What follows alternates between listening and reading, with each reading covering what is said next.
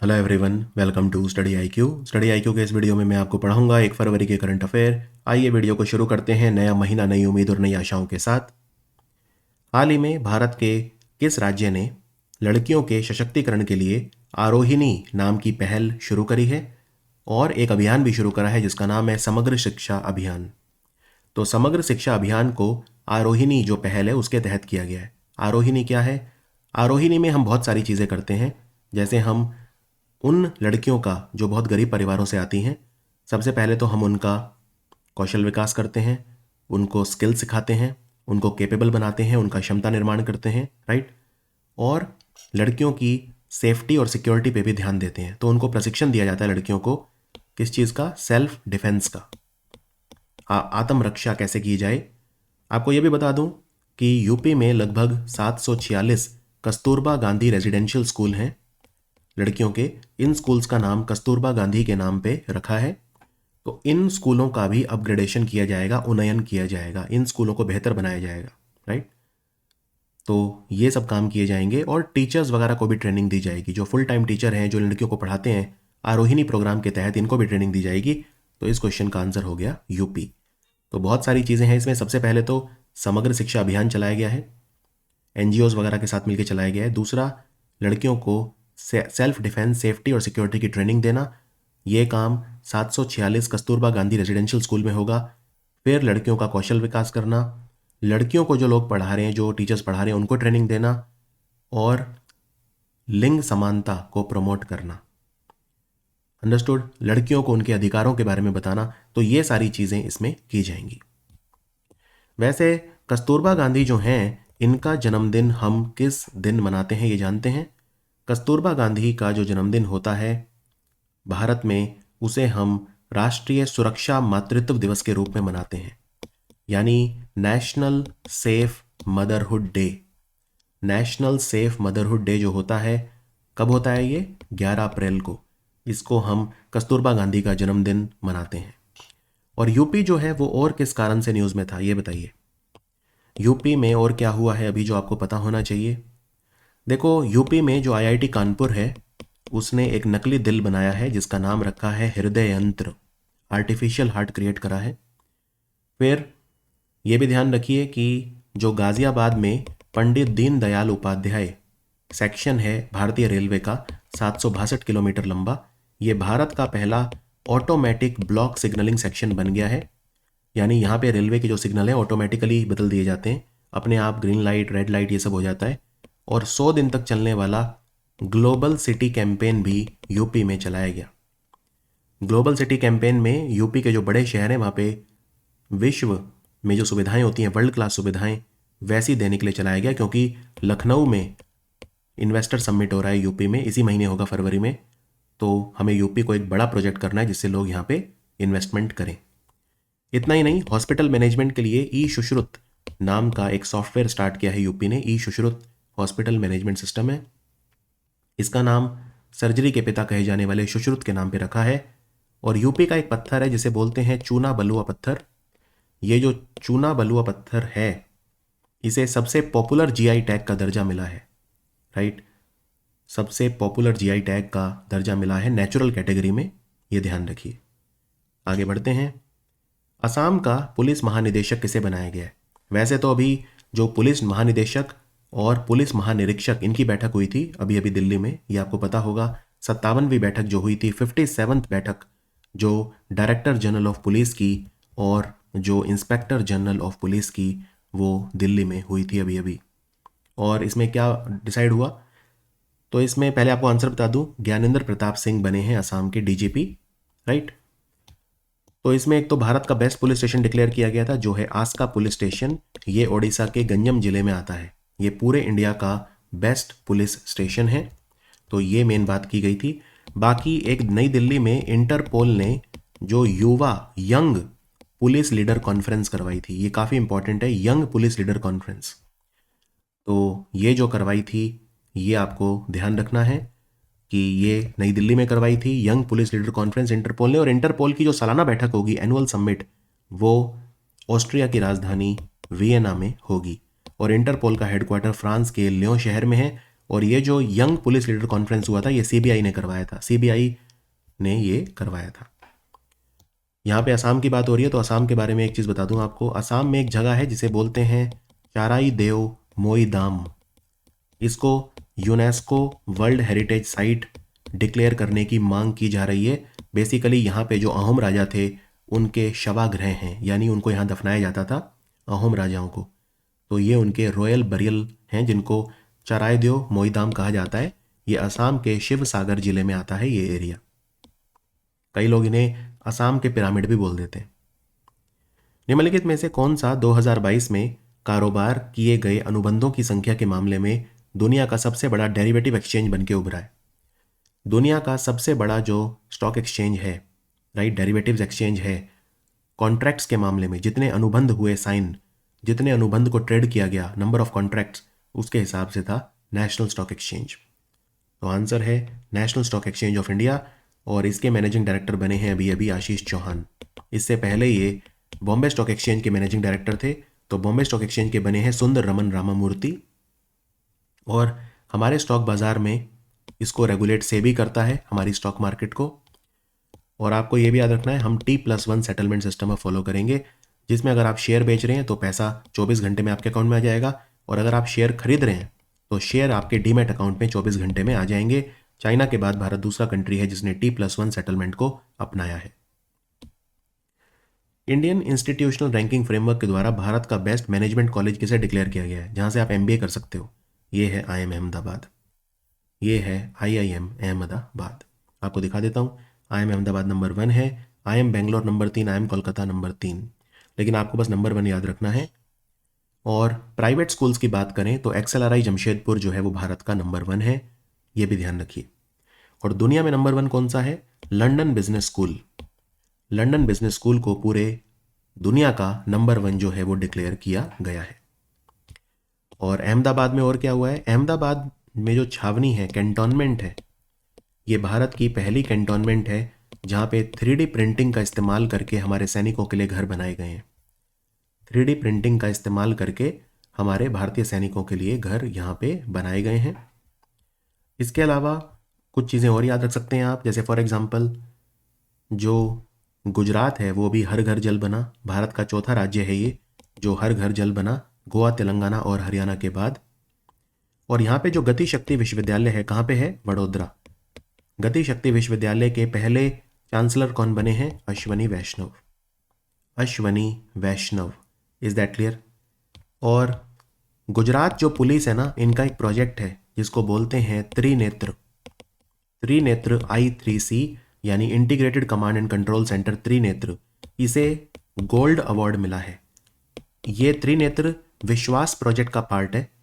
जो Gujarat police force का विश्वास प्रोजेक्ट है त्रिनेत्र, तो उसको गोल्ड अवार्ड मिला है अभी अभी नेशनल कॉन्फ्रेंस ऑन E-गवर्नेंस में। इसमें 9 गोल्ड अवार्ड मिले थे, उनमें से एक मिला है गुजरात पुलिस को इस चीज़ के लिए, राइट। ये काफ़ी इंपॉर्टेंट क्वेश्चन है। और ये भी याद रखिए कि mission school of excellence scheme यहाँ पे स्टार्ट हुई है गुजरात में। मिशन स्कूल ऑफ एक्सीलेंस, जिसमें सरकारी स्कूलों में तब्दीली की जा रही है, सरकारी स्कूलों को बेहतर, हर तरह से जो बेहतर है बनाया जा रहा है। आगे बढ़ते हैं। किस कंपनी ने खेलो इंडिया यूथ गेम्स के लिए स्पॉन्सरशिप के लिए प्रायोजन समझौता किया है 5 साल का भारतीय खेल प्राधिकरण के साथ? खेलो इंडिया गेम्स को 5 साल के लिए ये स्पॉन्सर करेगी, तो ये कंपनी है sports for all. Sports for all. और अभी तो खेलो इंडिया गेम स्टार्ट हो गए हैं। भोपाल में समारोह हुआ था, वैसे मध्य प्रदेश के 8 शहरों में होंगे, लेकिन भोपाल में TT नगर स्टेडियम जो है वहाँ पे ओपनिंग सेरेमनी हुई थी। और खेलो इंडिया गेम्स कौन करवाता है? हमारे खेल मंत्रालय यानी ministry of youth affairs and sports. तो इसमें ये ध्यान रखना है एक तो। और इस बार वाटर स्पोर्ट्स भी ऐड किए गए हैं। एक आशा नाम की चीता है और एक मोगली है, इनको शुभंकर बनाया गया है। और जो टॉर्च का नाम है वो है अमरकंटक। हाल ही में GJ1002b और GJ1002c ये खोजे गए हैं। ये क्या है? तो ये ग्रह हैं, प्लैनेट्स हैं। ये तो जो प्लैनेट B है ये धरती के आकार का है, और C जो है धरती से भी बड़ा माना जा रहा है। आप कंपैरिजन देख सकते हैं, ये धरती है, ये B है और ये C है। C वाला थोड़ा सा ज़्यादा बड़ा है और ये धरती से कोई बहुत ज़्यादा दूर नहीं है। और ऐसा माना जा रहा है कि शायद यहाँ पे जीवन भी संभव हो सकता है। हाल ही में किस राज्य या यूनियन टेरिटरी ने स्कूली शिक्षकों के लिए जीवन विद्या शिविर का आयोजन किया। जीवन विद्या शिविर का आयोजन दिल्ली में किया। दिल्ली में जो सरकारी टीचर हैं 4000 टीचर वो यहाँ पे आए और उनको जीवन विद्या यानी लाइफ स्किल सिखाए गए। क्षमता निर्माण, बौद्धिक स्तर पर कैसे और अच्छा बन सकते हैं, मीनिंगफुल लाइफ कैसे जी सकते हैं, राइट, एक्सीलेंट प्रोफेशनल कैसे बन सकते हैं, अपना प्रोफेशनलिज्म कैसे बढ़ा सकते हैं। तो ये जो शिविर लगा था त्यागराज स्टेडियम है दिल्ली में, वहाँ पे लगा था। त्यागराज स्टेडियम। दिल्ली में एक स्टेडियम और है, केडी जाधव स्टेडियम। यहाँ पे क्या हुआ था, अभी इंडिया ओपन बैडमिंटन टूर्नामेंट हुआ था। किसने जीता? पुरुषों में जीता ये कुनलावुत वितिसरन ने।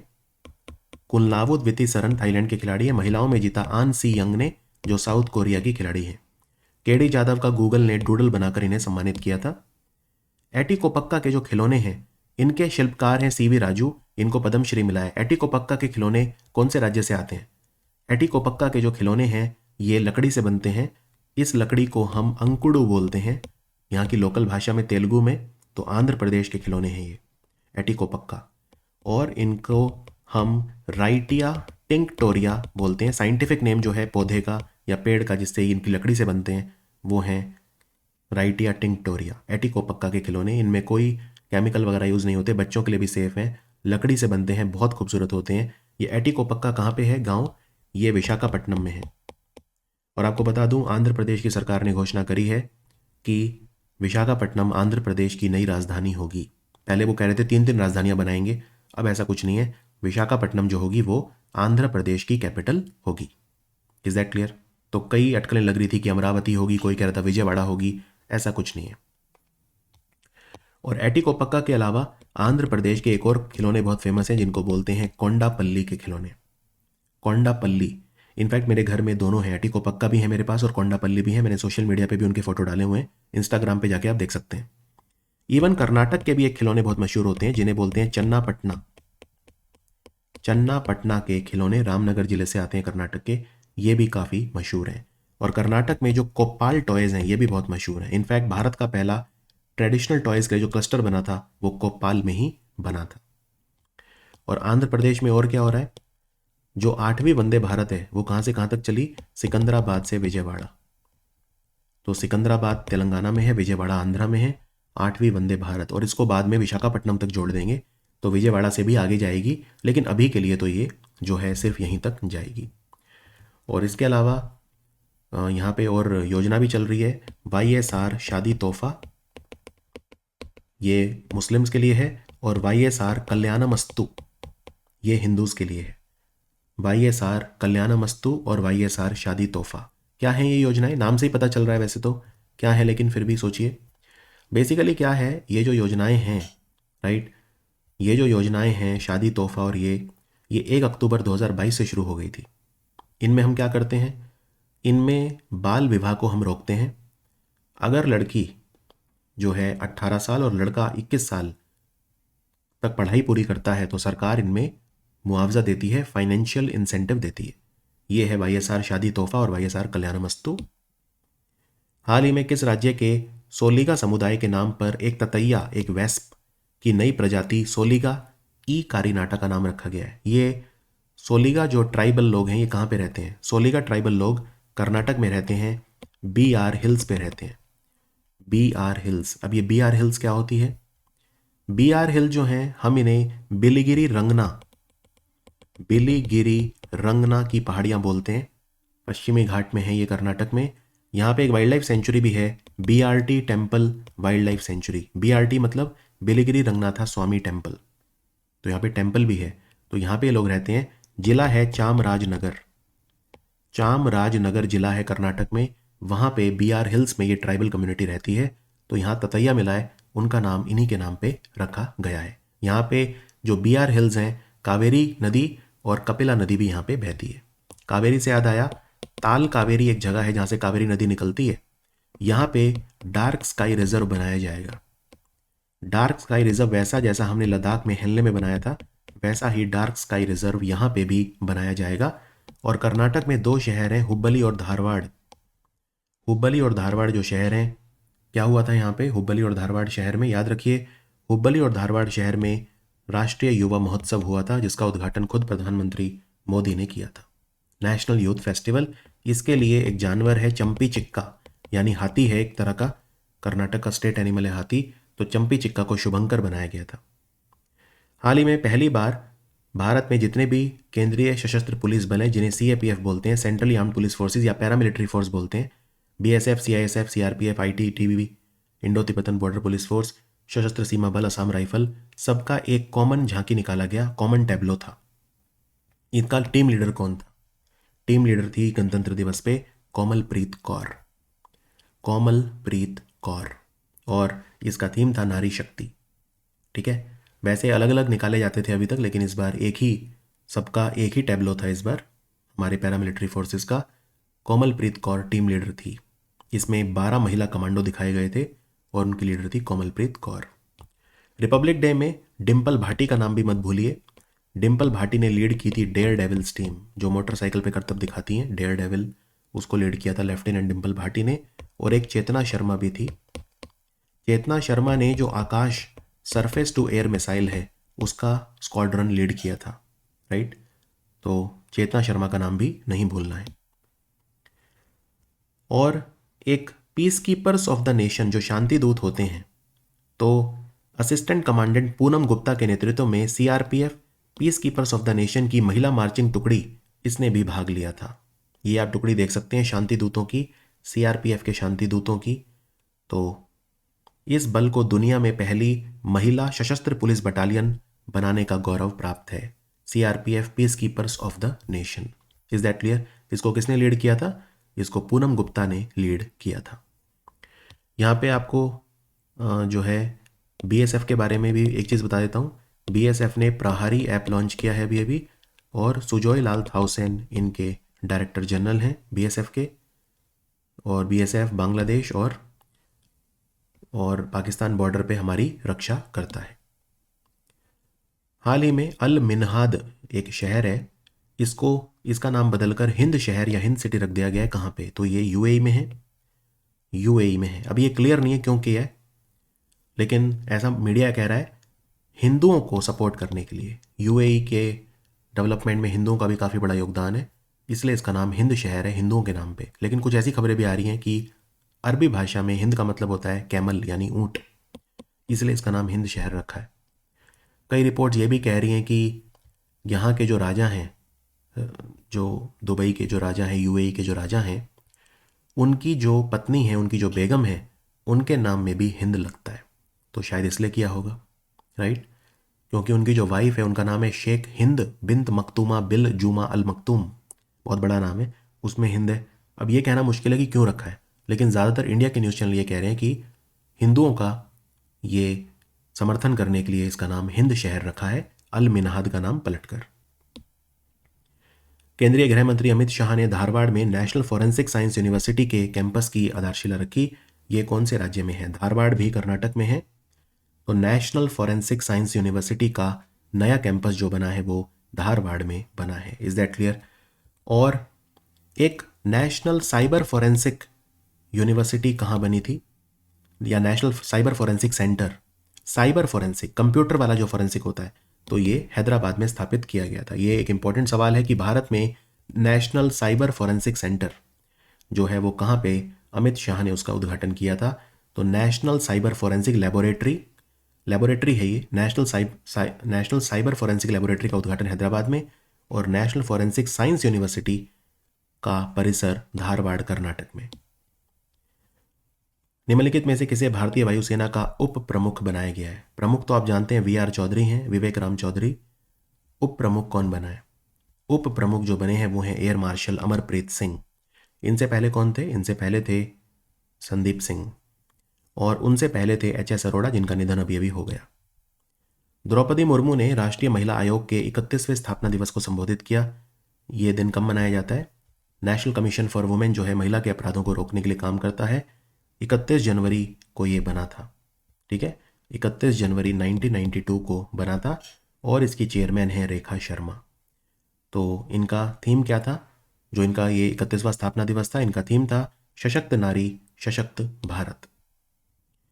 प्रधानमंत्री मोदी ने नेशनल कैडेट कोर, राष्ट्रीय कैडेट कोर जो एनसीसी होता है, उनके 75 वर्ष हो गए एनसीसी के, इस उपलक्ष्य में 75 रुपये का सिक्का जारी किया, स्मारक सिक्का जारी किया। एनसीसी का ध्येय वाक्य क्या है? ये है एकता और अनुशासन, यानी यूनिटी एंड डिसिप्लिन।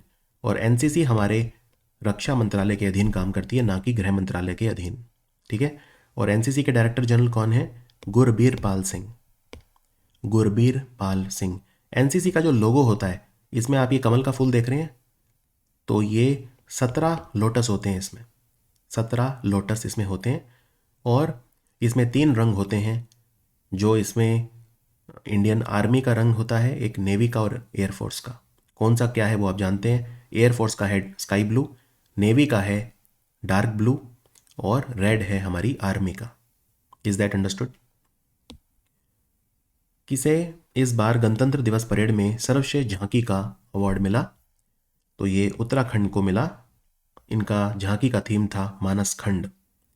तो आप यहाँ पे देख सकते हैं, प्रथम नंबर पे उत्तराखंड रहा मानस खंड के लिए, दूसरे नंबर पे महाराष्ट्र रहा। इनकी थी 3.5 शक्तिपीठ और नारी शक्ति। और तीसरे नंबर पे यूपी अयोध्या दीपोत्सव इन्होंने दिखाया था। टोटल 23 झांकी निकाली गई थी। 17 थी राज्य और यूनियन टेरिटरी की, और 6 थी सरकारी मंत्रालय, मिनिस्ट्री और विभाग यानी डिपार्टमेंट की। टोटल थी 23। तो बेस्ट झांकी मंत्रालय या विभाग की जो 6 थी, इनमें से कौन सी थी? Ministry of tribal affair. इन्होंने एकलव्य मॉडल रेजिडेंशियल स्कूल दिखाए थे।